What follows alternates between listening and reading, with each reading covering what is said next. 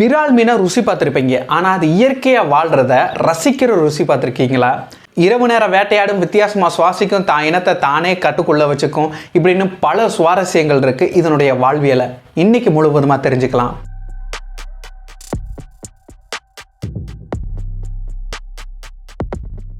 விரால் மீன்களை striped mural அப்படின்னு சொல்லுவாங்க. நம்மளுக்கெல்லாம் ஒரு குழப்பம் இருக்கும், அதாவது விரால் மீன், அவுரி மீன், அப்புறம் கொரவை மீன் இதெல்லாமே ஒன்றா அப்படின்னு.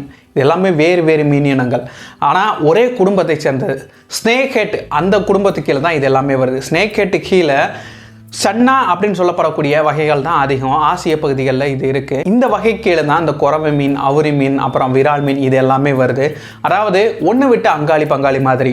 இந்த 3 மீன்களுக்கும் வித்தியாசம்னு பார்த்துக்கிட்டோம்னா, அவுரி மீன் ரொம்பவே பெருசாக வளரக்கூடியது, அதாவது 2.5 4 அடி வரைக்கும் கூட வளரக்கூடியதான் பெரிய மீன்.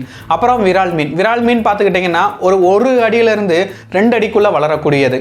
அப்புறம் கொரவை மீன். கொரவை மீன் இதே மாதிரி தான் இருக்கும், ஆனால் ரொம்ப சின்னதாக இருக்கும். கிட்டத்தட்ட ஒரு 1/2 அடியிலேருந்து 3/4 அடி வரைக்கும் தான் இந்த கொரவை மீன் வளரக்கூடியது. இந்த மீன்களை பார்த்தாலே வித்தியாசம் கண்டுபிடிச்சிட முடியும். ஒவ்வொரு மீன்களுக்குமே ஒவ்வொரு பேட்டர்ன் இருக்கும். இந்த விரால் மீனோட வாழ்வியலை முட்டையிலேருந்து பார்த்துடலாம். ஒரு ஆண் மீன், ஒரு பெண் மீன் ரெண்டுமே சேர்ந்து இருக்கும் பொழுது ஆண் மீன் ஒரு கூடு கட்டி வச்சுருக்கும். கூடுனா பறவைகள் கட்டுற மாதிரி கிடையாது. விரால் மீன்களோட முட்டைகள்லாம் மிதக்கக்கூடியது. அதனால இது தண்ணீரின் மேற்பரப்பில் அங்கே இருக்கக்கூடிய சிறு தாவரங்கள்லாம் விலக்கி விட்டு, அங்கே இருக்கக்கூடிய பாசிகள் ஏதாவது இருந்துச்சுன்னா அதெல்லாம் விலக்கி விட்டு சுத்தம் பண்ணி வச்சுருக்கோம். அந்த இடத்துல பெண் மீன்கள் முட்டையிடும். கிட்டத்தட்ட ஒரு 2000 20,000 முட்டைகள் வரைக்குமே இடக்கூடியது தான். இது அந்த மீனினுடைய அளவை பொறுத்து இந்த முட்டையிடும் விகிதம் மாறுபடுது. இந்த முட்டைகளை ஆண் பெண் 2 மீன்களுமே ரொம்பவே ஆக்ரோஷமாக பாதுகாக்கும். எந்த ஒரு உயிரினங்களையும் அந்த இடத்துக்கு வரவே விடாது. ஒருவேளை தண்ணி பாம்பே அங்கே வந்துச்சுனாலுமே 2 மீன்களுமே சேர்ந்து அதை விரட்டி விட்ட பதிவுகள்லாம் இருக்குது. இந்த முட்டையிலேருந்து குஞ்சுகள் வெளிவரதுக்கு 1 நாள்லேருந்து 2 நாட்கள் வரைக்குமே ஆகுது. இந்த முட்டைகள்ல குஞ்சுகள் வந்த பின்னாடி இது எல்லாத்தையுமே ஒரு குழுவாக ஒருங்கிணைத்து இந்த ஆண் பெண் மீன்கள் பாதுகாக்கும். ஒரு 2-3 நாட்களுக்கு இந்த குஞ்சுகளுக்கு உணவு தேவைப்படாது. ஏன் அப்படின்னா இது முட்டையாக இருக்கும் பொழுதே சேமித்து வைத்து அந்த சத்துக்களை பயன்படுத்தி 2-3 நாட்களுக்கு இருக்கும். அதன் பின்னாடி மெல்ல மெல்ல ஜூ பிளாங்டன் இது மாதிரியான சின்ன சின்ன நுண்ணுயிரிகளை வேட்டையாட ஆரம்பிக்கும். இந்த விரால் மீன்களோட உணவுன்னு எடுத்துக்கிட்டோம்னா, இவர்கள் முழுக்க வேட்டையாடிகள், அசைவ உண்ணிகள், வேட்டையாடி சாப்பிட்றவங்க. இந்த குஞ்சுகள் எல்லாமே ஒரு மாசத்திலேயே ஓரளவு நல்லா வளர்ச்சி அடைஞ்சிருக்கும். இந்த நேரத்தில் இது சின்ன சின்ன மீன்கள், அப்புறம் புழுக்கள், அப்புறம் லார்வாக்கள், அப்புறம் இறால்கள் இது எல்லாமே வேட்டையாடி சாப்பிட்டுட்டு இருக்கும். ஏன் உணவே கிடைக்கல அப்படின்னா பசியில் தன்னுடைய இனத்தையே சாப்பிடக்கூடியது, தன்னுடைய சகோதரிகளை கூட சாப்பிடக்கூடியதான். பெருசாக இருக்கிற மீன், சின்ன மீன் எல்லாத்தையுமே பிடிச்சு சாப்பிடக்கூடிய வாய்ப்புகள் நிறையவே இருக்குது இந்த மீன் இனங்களில். 1 மாதம் வரைக்குமே இந்த தாய் தந்தை 2 மீன்களுமே இதை ஒரு குழுவை அமைச்சு இந்த மீன்களை ஆக்ரோஷமாக வேறு எந்த ஒரு உயிரினங்களும் அண்ட விடாமல் பாதுகாத்துட்ருக்கும். அதுக்கப்புறம் அவங்களோட வாழ்க்கையை அவங்க பார்த்துக்கிறட்டும் அப்படின்னு சொல்லிட்டு இந்த தாய் மீன் அது ஒரு பக்கம் போகும், தந்தை மீன் அது ஒரு பக்கம் போயிடும். இந்த 2 மீன்களுமே ஒரே ஒரு தடவை இனப்பெருக்கம் சேரும் பொழுது மட்டும்தான் அது ஒன்றா இருப்பாங்க, அந்த குஞ்சுகளை வளர்க்குற வரைக்கும். அதன் பின்னாடி இவங்க தனியாக போயிடுவாங்க, அவங்க தனியாக போயிடுவாங்க. இந்த குஞ்சுகள் அதுக்கப்புறம் தனியாக பெரிய குழுவாக இருந்தது கொஞ்சமாக பிரிஞ்சு சின்ன சின்ன குழுக்கள் அமைச்சு வாழக்கூடியது. இந்த குஞ்சுகள் எல்லாமே பாலியல் முதிர்ச்சி அடைகிறதுக்கு 8லேருந்து 1 வருஷம் கூட ஆகுது. இது அதுக்கு உணவு கிடைக்கிறத பொறுத்து, அந்த சூழ்நிலையை பொறுத்து இந்த கால அவகாசம்ன்றது கொஞ்சம் முன்ன பின்ன ஆகுது. இந்த பாலியல் முதிர்ச்சி அடையும் பொழுது இதனுடைய எண்ணிக்கை அப்படிங்கிறது ரொம்பவே வெகுவாகவே குறைஞ்சிருக்கும். அதாவது 1000கணக்கான குஞ்சுகள் பொறிஞ்சிருக்கும்.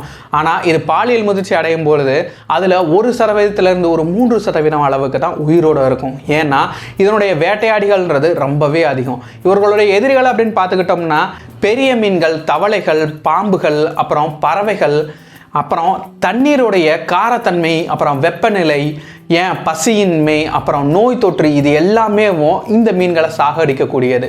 அது மட்டும் இல்லை, தன்னோட இனத்தவே தான் சாப்பிட்றதுனால இந்த மீன்களுடைய பாலியல் முதிர்ச்சி அடையும் பொழுது இது ரொம்பவே குறைந்து தான் காணப்படுது.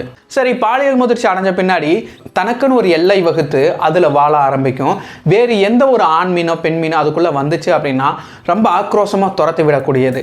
இனப்பெருக்க காலம் வரும்போது அந்த நேரத்தில் ஆண் மீன்கள்லாம் அந்த இடத்துல சுத்தம் பண்ணி ஒரு கூடு மாதிரி தயாரித்து வைக்கும். அந்த நேரங்களில் வேறு ஆண் மீன்கள் உள்ளே வந்துச்சுன்னா அது ஆக்ரோஷமாக விரட்டி விடும். அதுவே பெண் மீன்கள் ஏதாவது அந்த பக்கம் போகுது அப்படின்னா அந்த பெண் மீன்களை போய் கவர முயற்சி செய்யும். அதுவும் பாலியல் முதிர்ச்சி அடைஞ்ச பெண் மீனாக இருந்தால் அது பின்னாடியே போய் அது கூடயே போக ஆரம்பிக்கும். அப்புறம் மெல்ல மெல்ல உரசும். இதுக்கெல்லாம் அந்த பெண் மீன்கள் கவரப்பட்டாங்க அப்படின்னா இது அதனுடைய கூட்டு அந்த இடத்த பார்க்கும். பிடிச்சிருந்துச்சு அப்படின்னா அந்த பெண் மீனானது அங்கே முட்டையிடும். அதன் பின்னாடி அந்த ஆண் மீனானது விந்து துளியை தெளித்து அதை கருவுற செய்யுது. அதன் பின்னாடி இவர்களுடைய வாழ்வியல் இப்படி தான் இருக்குது. இதனுடைய வாழ்நாள் பார்த்துக்கிட்டோம்னா கிட்டத்தட்ட ஒரு 8 வருஷத்துலேருந்து 10 வருஷங்கள் வரைக்கும் உயிரோடு வாழக்கூடியவர்கள் தான். சரி, இவர்களுடைய சுவாச முறை வந்து வித்தியாசமானதுன்னு சொன்னேன்ல, அந்த பகுதிக்கு வருவோம். அதாவது எல்லா மீன்களுமே செவில்கள் மூலமாக சுவாசிக்கும். ஆனால் நம்ம மீன் 2 விதமாக சுவாசிக்குது. செவில்கள் மூலமாகவும் சுவாசிக்குது, காற்றை நேரடியாகவும் விழுங்கி அப்படியும் சுவாசிக்குது. செவில்கள் மூலமாக மட்டும், அதாவது தண்ணீரில் இருக்கக்கூடிய அந்த ஆக்சிஜனை வச்சு பிரித்து அந்த காற்றின் மூலமாக வாழ்கிறது மட்டும் இதனுடைய வாழ்க்கைக்கு பத்துறது கிடையாது. அதனால் இது ஒரு 10 நிமிஷத்துலேருந்து 20 நிமிஷத்துக்கு ஒரு தடவை தண்ணீரின் மேற்பரப்புக்கு வந்து காற்றை நேரடியாக விழுங்கக்கூடியது. அந்த காற்றானது தலைப்பகுதியில் உள்ள சுப்ராபிரான்சியல் அப்படின்ற ஆர்கனுக்கு போகுது. அதன் மூலமாக அங்கே இருக்கக்கூடிய காற்றில் ஆக்சிஜன் பிரித்தெடுக்கப்படுகிறது. இப்படி 2 விதமாக சுவாசிக்குது. அதனால தான் இந்த மீன்கள்னால தண்ணீர் இல்லாட்டியும் கூட ரொம்ப நேரத்துக்கு உயிர் வாழ முடியுது. இந்த மீன்களை ஆப்ளிகேட் ஏர் பிரீத்தர் அப்படின்னு சொல்லுவாங்க. அப்படின்னா இந்த மீன்கள்னால செவில்கள் மூலமாக மட்டுமே சுவாசித்து உயிர் வாழ முடியாது. இதுக்கு வெளிக்காற்று வந்து தேவைப்படுது. ஒருவேளை இந்த மீனை நீங்கள் பிடிச்சு வச்சு வலைக்குள்ளே வச்சு இதை தண்ணிக்குள்ளேயே வச்சுருந்தீங்கன்னா தண்ணீரின் மேற்பரப்புக்கு வரவிடாமல் அது மூச்சு திணறி தண்ணுக்குள்ளேயே இறந்து போகும். இந்த மாதிரி மீன்களை தான் ஆப்ளிகேட் ஏர் பிரீத்தர்னு சொல்லுவாங்க. இந்த மீன்கள் அதிகமாக இரவு நேரத்தில் தான் வேட்டையாடும். பகல் நேரத்தில் வேட்டையாடாதா அப்படின்னு கேட்டால் பகல் நேரத்துலையும் வேட்டையாடத்தான் செய்யும். ஆனால் இரவு நேரத்தில் தான் அதிக அளவு இதுக்கு வெற்றியின் வாய்ப்பும் இருக்குது. அதிக அளவு இறைக்கு வந்து போட்டியும் இருக்காது. அதனால் இரவு நேரத்தில் தான் அதிகமாக வேட்டையாடுது. இது வேட்டையாடுறதுக்கு கண்களை அதிகமாக பயன்படுத்துறது கிடையாது. அதாவது கண்களில் ராட் செல்ஸ் வந்து அதிகமாக இருக்குது. அதனால் குறைந்த ஒளியினால இதனால் பார்க்க முடியுது. அது மட்டும் இல்லை, இது கண்கள் மட்டுமே இதுக்கு துணை புரிகிறது கிடையாது.